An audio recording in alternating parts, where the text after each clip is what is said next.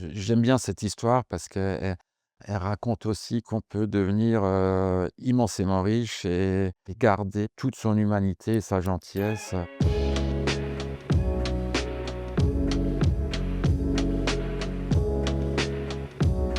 Jérôme Bitz de Haguenau, gérant de Bitz Immobilier et d'ITA Immobilier sur Strasbourg. Bitz Immobilier couvrant l'Alsace du Nord, en quelque sorte géographiquement de Brumath jusqu'à la frontière du Rhin, et ITA Immobilier couvrant plus particulièrement le secteur strasbourgeois, Eurométropole et jusqu'à Mulhouse, Célestat-Comars pour des clients plus particuliers.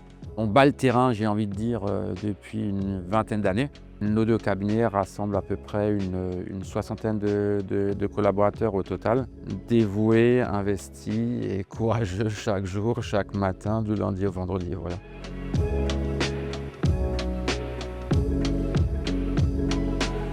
Alors, il y a 2 hypothèses. La première, c'est celle de la gestion locative et là, le client attend tout simplement une sécurité financière, une tranquillité et de la quiétude dans la gestion de son bien. Il veut pouvoir dormir sur ses 2 oreilles et être certain de percevoir ses loyers.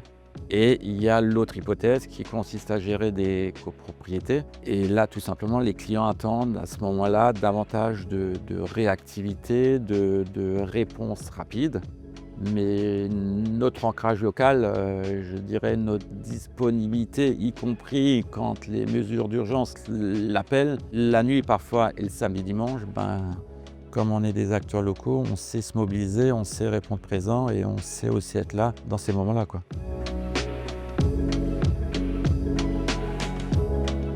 La réponse est unique, hein, et il n'y en a pas d'autre, il n'y en a qu'une, c'est du 100% local, c'est du 100% made in Alsace. Il faut travailler avec les gens qui connaissent parfaitement le secteur. On fait des métiers de proximité, que ça soit la transaction, la location, la gestion locative, le syndic, et ça implique une parfaite connaissance du tissu local et des intervenants locaux. Il faut travailler la proximité, il faut travailler avec les artisans locaux. Il faut savoir ce qui se passe dans la bourgade ou dans la ville et c'est ça qui fait nous des professionnels de terrain.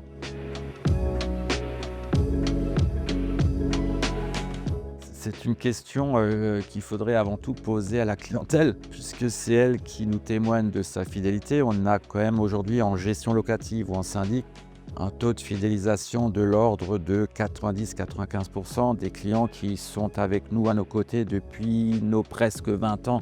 Mais je crois que c'est tout simplement une culture d'entreprise et à savoir venir chaque matin et essayer de donner le meilleur de soi-même.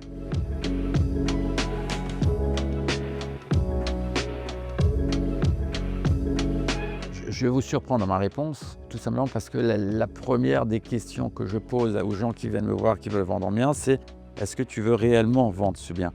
Parce que je considère que la vente d'un bien, c'est aussi une opération du cœur et que derrière certains biens, il peut y avoir de l'affect, il peut y avoir du cœur et que tout simplement, l'alternative à la vente, ça peut parfois aussi être tout simplement la mise en location et on conserve à ce moment-là le bien dans la famille.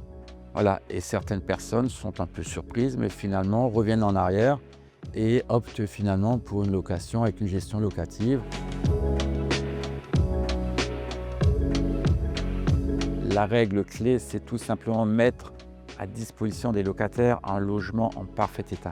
Le logement dans lequel nous, on aimerait se projeter, le logement dans lequel nous, on aimerait vivre. Le client a des exigences, mais il a aussi des attentes qui sont tout à fait objectives et auxquelles on doit répondre. Voilà, les loyers aujourd'hui sont élevés.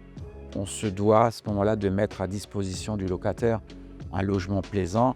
Et ça nous amène, même de manière surprenante aujourd'hui, à refuser parfois la location de certains biens qui, pour moi, ne répondent pas à ces règles de base qui constituent la base d'une location réussie et surtout d'une location qui va durer dans le temps. Le monde de la copropriété est truffé d'anecdotes quotidiennes. Il y a quelques années, on avait recueilli un nouveau client avec beaucoup de joie. Il venait presque chaque semaine avec un nouveau logement en gestion dont il nous confiait la gestion et qu'il venait d'acquérir.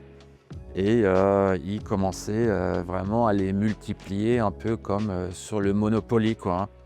Et forcément, ça a interrogé les équipes parce que, de manière très surprenante, cette personne était immensément gentille, immensément empreinte d'humanité et de gentillesse.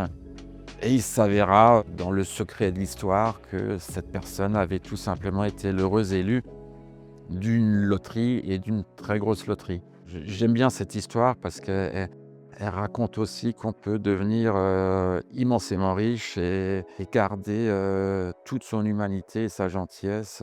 Tout n'est pas perdu, tout reste encore à gagner et il y a encore des belles choses qui arrivent chaque matin.